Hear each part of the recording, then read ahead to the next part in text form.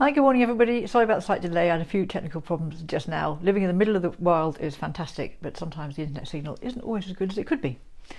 So, are you a mum who feels guilty? Perhaps like me, you suffer with double or even triple guilt sometimes, and that can really take its toll on you. So my name is Mandy Crown and welcome to my moment of reflection for the week. I've been doing this for about 5 years now, and my aim really is to help you through a quote, through a lovely photograph, to take a little bit of a step back from your busy lives and just have a think about things in a slightly different way, because I found over the last 5 years that's really helped me. So it's a proverb this week rather than a quote, and the proverb is a guilty conscience needs no accuser. And I'm sure, like me, you're very good at giving yourself a hard time. Mums are really good at that. So you rush around from home to work to family and back again all over the place, doing everything at once. And if you're not doing everything 100%, then you give yourself a really hard time. Well, you really need to stop that. Okay, I'm going to hopefully give you some tips which are going to help. But I want to take you back a few years to when my children were a bit younger, and I had a busy family, busy life. We always do lots of hobbies and so on as a family, sailing and walking and camping.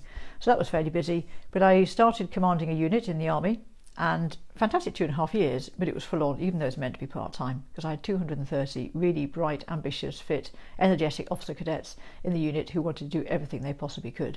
So it was full on. And at the same time, because I obviously wasn't busy enough, and I obviously had spare time in my hands, I started a business. I've always had a business on and off over the years, but I started a new one. So it was a full-on 2.5 years, and when I finished command, which was a great 2.5 years, when I looked in the mirror for the first time about 2.5 years, I'd gone grey. My skin was grey, my hair was grey, I just looked grey. I'd obviously just got myself completely run down and stressed, because I'd been giving myself such a hard time, especially on the guilt front, because the children were quite small at that point. And so I really had to do something about that, because too much guilt, too much stress leads to illness, and we really don't want any of us to get to that point. So I'm going to give you 3 tips which hopefully will help. And the first one is to have a diary which you manage ruthlessly, and I mean ruthlessly. I used to have a paper one, but actually when the iPad came out, I've gone to the electronic one, and it's fantastic because in my diary I have a different calendar for each person in the family, but I also have a calendar for different combinations. So whether it's me and my husband, me and my younger daughter, me and my older daughter, 3, 4 of us, whatever combination it might be, they're all different calendars with different colours. And if it's not in that calendar, then it doesn't happen. And the idea is everybody has a shared one, so we can all see what everybody else is doing.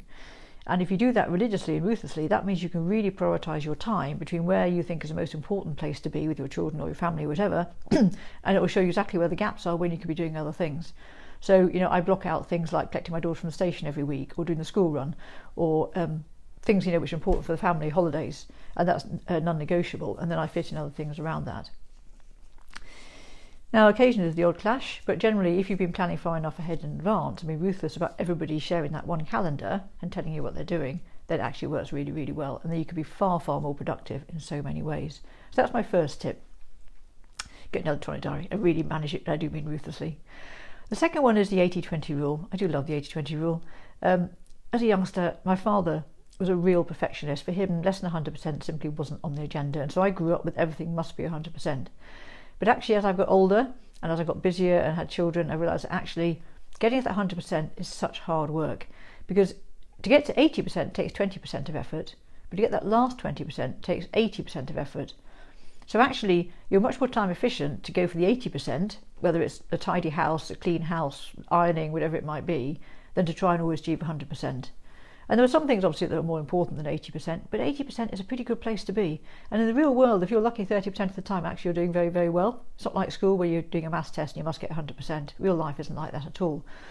So I found adopting the 80-20 rule works very well for me, so I highly recommend it. And of course, soon the children will be grown up, and suddenly things won't move around the house anymore, and actually it won't matter anyway. It's very easy to keep the house tidy.